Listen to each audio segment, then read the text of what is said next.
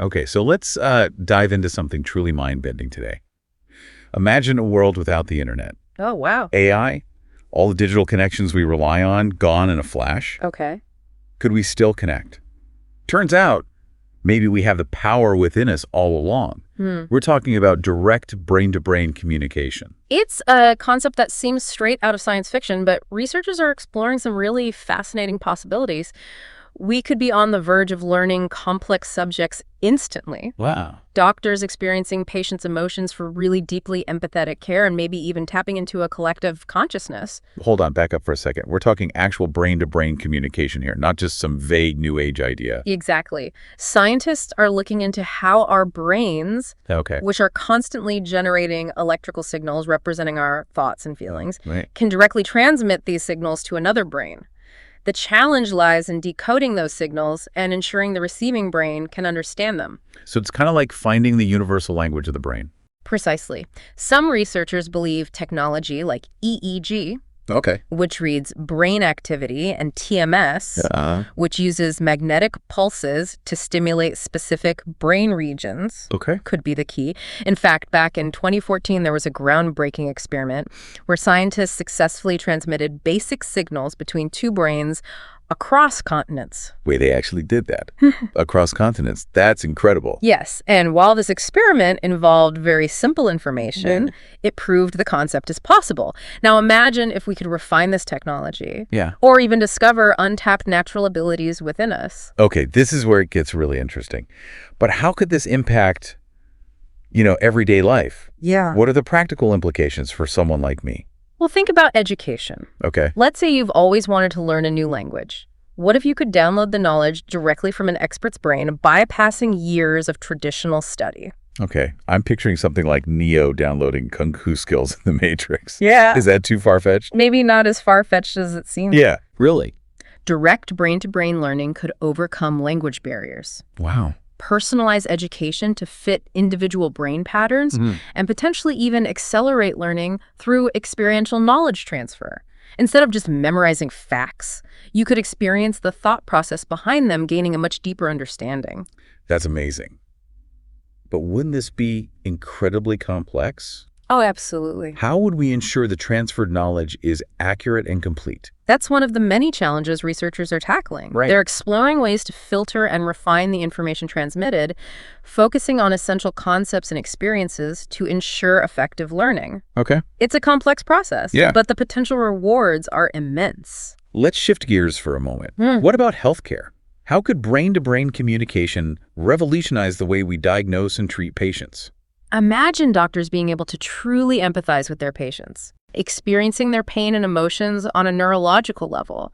This could lead to more accurate diagnoses as doctors gain a deeper understanding of the patient's entire experience. That would change everything, especially for conditions that are difficult to diagnose based on symptoms alone. Absolutely. And consider the impact on doctor-patient relationships.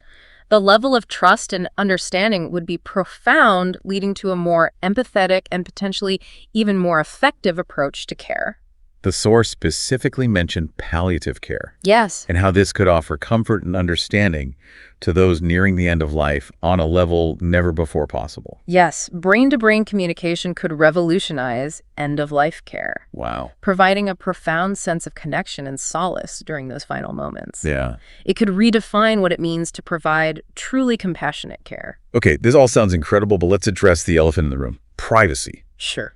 If we can connect minds like this, wouldn't our thoughts be vulnerable? Of course. What about the potential for abuse or manipulation? You raise a crucial point, and the ethical implications of brain-to-brain communication are something researchers are taking very seriously. Good. Safeguards are being explored, Okay. including focusing on voluntary and consensual communication, Okay. ensuring clear boundaries, Right. and developing protocols to prevent unwanted access to our thoughts and feelings. So no sneaky mind reading without permission. Exactly. And intriguingly, neuroscience might offer a natural safeguard. Our brains have this remarkable ability called selective attention. Right. We can focus on what's relevant and filter out distractions. Okay. It's like having a built-in privacy setting. So it's not just about the technology, but about developing our own mental discipline to control what we share and receive. Right. That's reassuring. And as research progresses, it will be crucial to establish clear ethical guidelines and ensure that any applications of this technology respect individual autonomy and privacy. Right. We've covered a lot of ground already, from the basics of brain-to-brain communication to the potential applications in education and healthcare. It's fascinating, isn't it? But I have a feeling we're just scratching the surface here. Yeah. What else does the source delve into? We've talked about some pretty incredible potential applications, but what's really fascinating is how this technology could revolutionize emergency response and crisis management. Now, that's something I hadn't even considered. Yeah. It makes perfect sense, though. Right. In a crisis, clear and instant communication could be the difference between life and death. Precisely. Imagine firefighters battling a blaze, able to coordinate their movements and strategies instantly without relying on radios or hand signals, or paramedics arriving at an accident scene and immediately understanding the extent of a patient's injuries without needing a verbal explanation. It would be like everyone operating with a shared awareness. Exactly. A level of coordination that's impossible to achieve with our current methods of communication. And there's a fascinating neurological basis for this. Our brains possess something called mirror neurons. Oh yeah, I've heard of those. Which fire both when we perform an action and when we observe someone else performing the same action. So it's like we're wired for empathy and understanding on a physical level? Exactly. And brain-to-brain communication could amplify this innate ability. Exactly. By tapping into this mirror neuron system, we could achieve seamless coordination and split-second decision-making in high-pressure situations. Think about the implications for disaster relief search and rescue operations or even hostage negotiations. The possibilities are truly mind-boggling.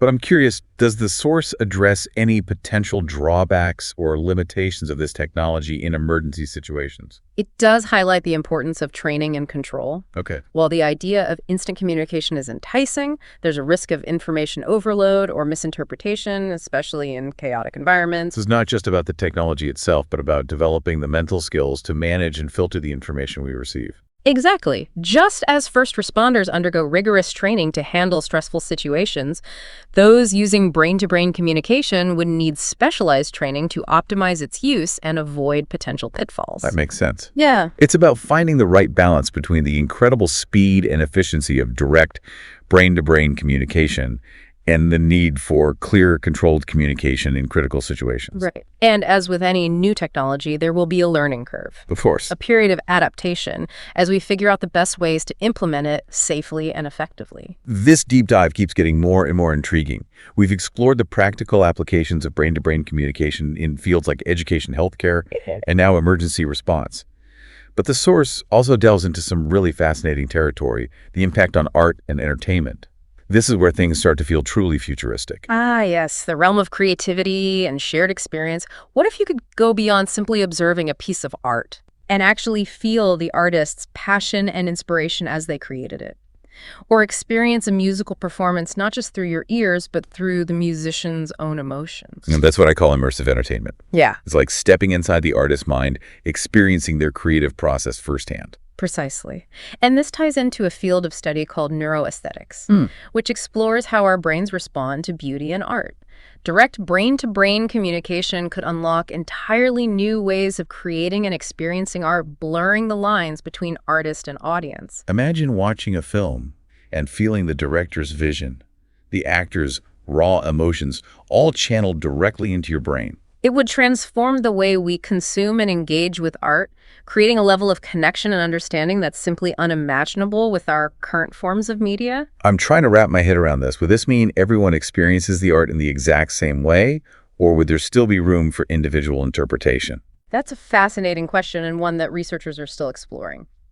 While direct brain-to-brain communication might offer a more direct transmission of the artist's intent, our individual experiences and interpretations would likely still play a role. So it's not about eliminating individual perspectives, but Wow. rather about adding another layer of depth and understanding to the artistic experience. Exactly. It's about expanding the possibilities of artistic expression and creating new avenues for connection and shared experience. Okay, we've covered a lot of ground, from the practical applications of brain-to-brain communication to the mind-bending possibilities in the realm of art and entertainment.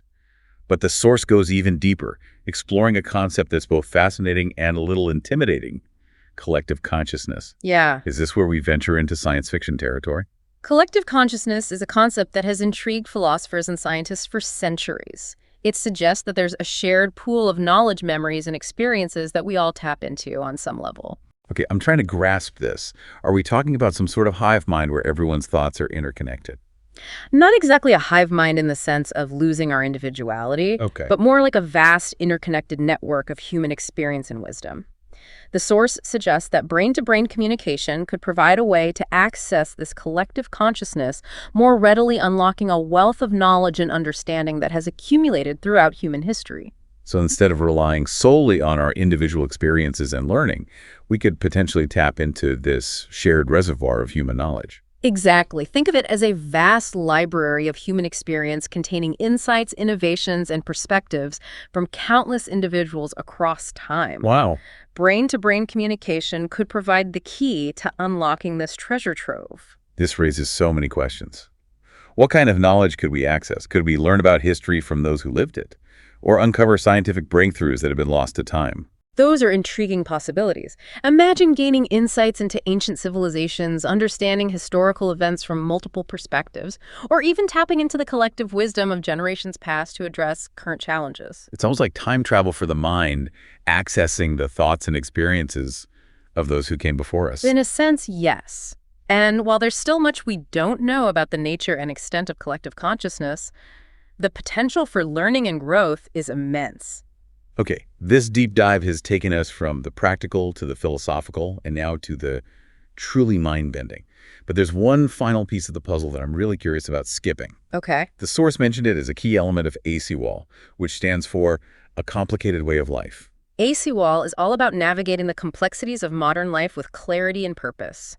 And skipping, as described in the source, is a mental practice that helps us achieve that clarity. It's about enhancing focus and awareness, essentially clearing out the mental clutter to make brain-to-brain communication clearer and more intentional. So it's not just about the technology or even the natural ability, but about cultivating the mental discipline to make those connections strong and meaningful. Precisely. Imagine trying to have a conversation in a noisy room. Yeah. It's difficult to focus and understand what's being said. Skipping is like quieting that internal noise, creating a space for clear communication and deeper understanding. That makes sense. But how exactly do we practice skipping? Is there a specific technique, or is it more of a mindset? The source describes it as a mental practice that involves cultivating heightened awareness and detachment from the constant stream of thoughts and emotions that clutter our minds. It's about recognizing that we are not our thoughts, but rather the observer of our thoughts. So it sounds similar to mindfulness or meditation practices, where we train ourselves to be present in the moment and observe our thoughts without judgment. Exactly. And neuroscience supports the idea that these types of practices can have a profound impact on our brains. Studies have shown that mindfulness meditation can actually increase gray matter in areas associated with attention, emotional regulation, and even empathy. So by practicing skipping, we're not just improving our mental clarity, we're potentially enhancing our brain's ability to connect with others on a deeper level. That's the idea. It's about training our minds to be more receptive to those subtle signals that are always present, but often get lost in the noise of our busy lives. This is fascinating, but it also sounds like it requires a lot of effort and discipline. Is skipping something that anyone can learn, or does it require a certain predisposition? The source suggests that while everyone has the potential to develop this ability, it does require commitment and practice. Okay. It's a journey of self-discovery, learning to understand and manage our own minds so that we can connect with others more authentically and meaningfully. Well, this deep dive has been quite a journey. We started by imagining a world without the internet. But what we've discovered is that true connection might lie within ourselves, in the power of our brains, and the potential for human connection that we're only just beginning to explore. And that's what's so exciting about this field of research. It's pushing the boundaries of what we thought was possible, inviting us to reconsider our understanding of the human mind and the ways in which we connect with each other. I think you've left our listeners with a lot to ponder today. Thank you for taking us on this incredible journey. It's been a pleasure. And to our listeners, keep exploring, keep those minds open, and who knows what amazing discoveries await us in the uncharted territory of the human mind. We'll see you next time on The Deep Dive for another adventure in knowledge and wonder.